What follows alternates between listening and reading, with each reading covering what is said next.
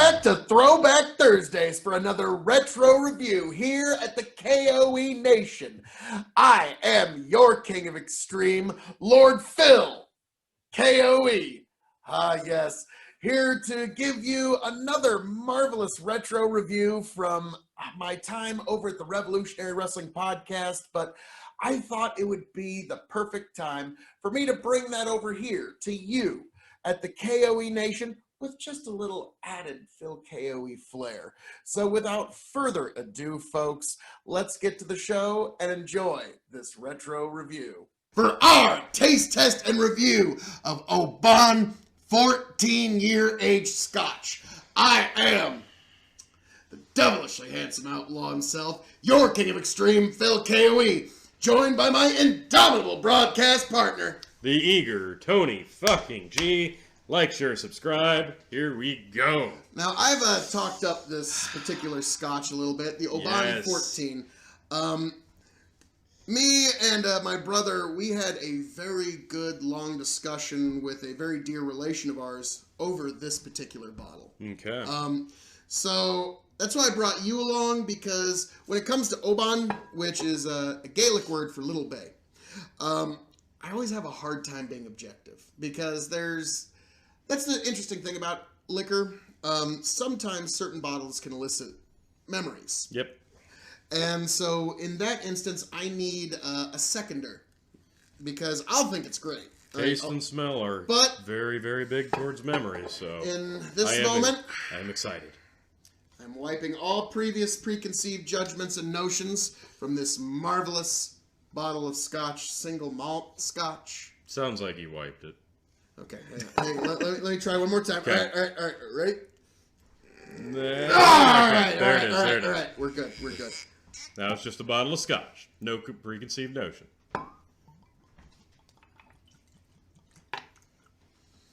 Here's a little for you. That enough? That's plenty. And one for the cameraman. He needed some more. He was telling me off camera, pour some more. I believe that's exactly what happened. There you are, sir. And a little toast. There you have it. All right. So, let's see how it hits the nose. Like creamy buttery heaven. I mean, completely objective. Right. Just creamy buttery gates of heaven. How's that? Is that a little more objective? Yeah, it is really buttery. For a single malt, I'm getting no grain, which is amazing. There's definitely a honey. Yes.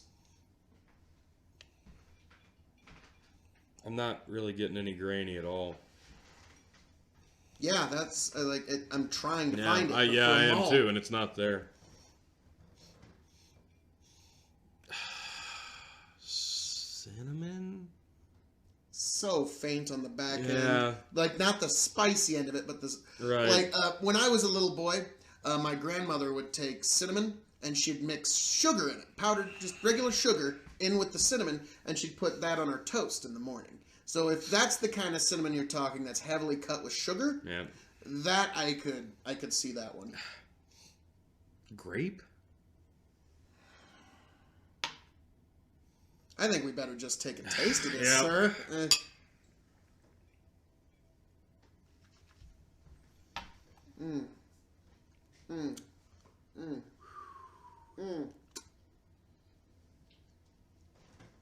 Okay.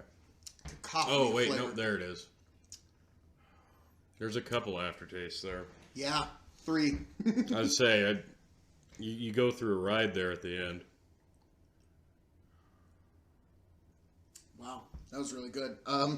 What did you pick up on the way out there? I mean, it was At first, I get the honey, and then that kind of morphs. I definitely got the cinnamon in the tongue. Yeah, then there's the Scotch aftertaste after the honey, and then at the very back end, a spicy fruit. Yeah, like a really spicy brandy. Yeah. Not brandy, a port. There we go. That's what I meant to say. Port wine. Wine with a bit of brandy in it, so it's got that fiery shot with the fruitiness. I really like the honey overtone.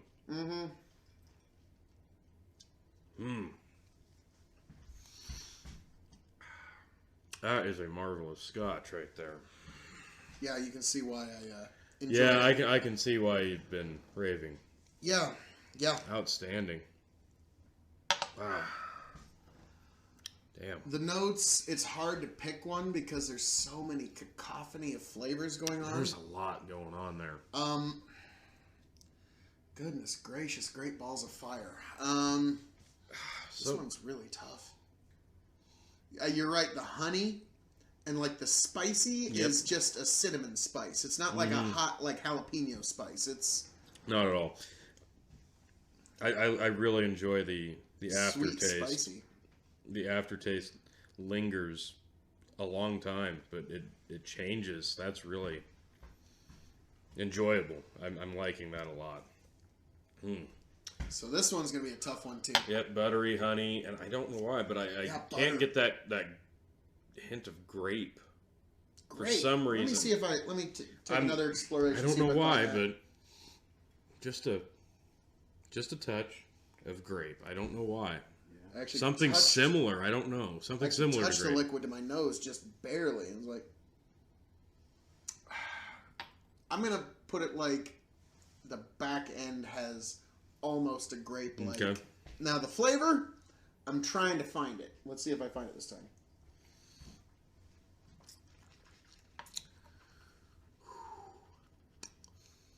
Oh, clears your sinuses up too. Like I said, it's like a spicy port. Yeah, I can see what you mean. Wine where they put a nice shot of brandy in it to help it preserve longer. Wow. Yeah, like it's... You're saying it's not spicy, but at the same time, at the end of each drink, we're like, whoo! Nice! That's it true. reminds you what you're drinking. Yeah, absolutely. The front end is so buttery and smooth that the back end is almost like... I don't know, it's like a welcome change. It's like...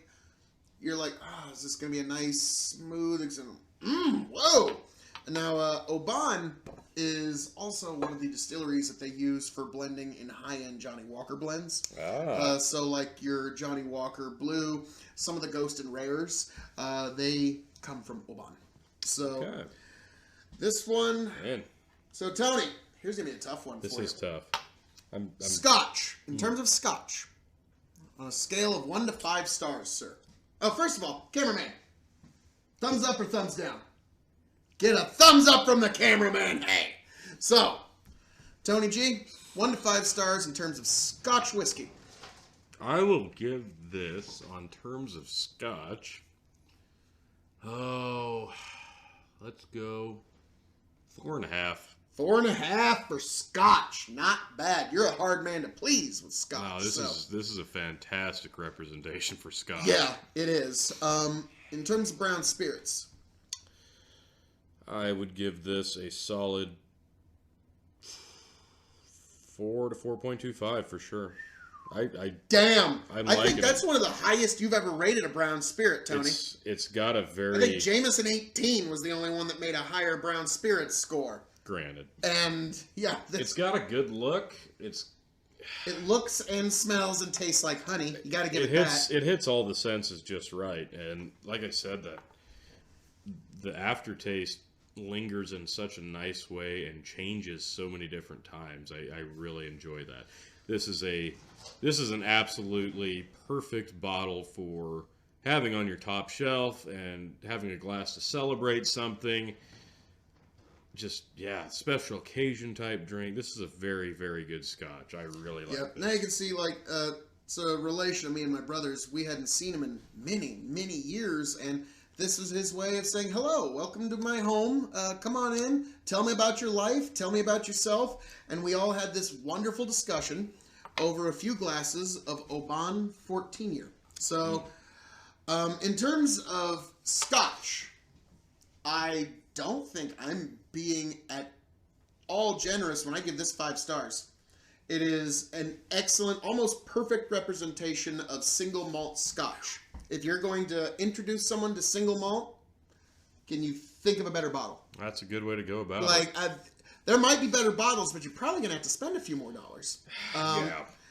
So I'm giving this a not- 5-star in terms of Scotch, as a representation of Scotch. Now, in terms of brown spirits, I'm giving this a 4 stars. It is an excellent, excellent. This is going, as soon as this camera cuts, this bottle is going on my top shelf. No dispute, no doubt about it.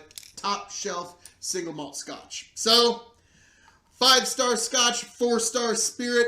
Tony G, Oban 14. Anything else you'd like to add other than maybe you should definitely give this a shot? Yeah, that's definitely a bottle I'm going to be picking up soon. Very, very good. Very enjoyable. Yes, and I actually got this on sale, and it's still on sale, so Even pick it up better. quick. Even better. Well, T,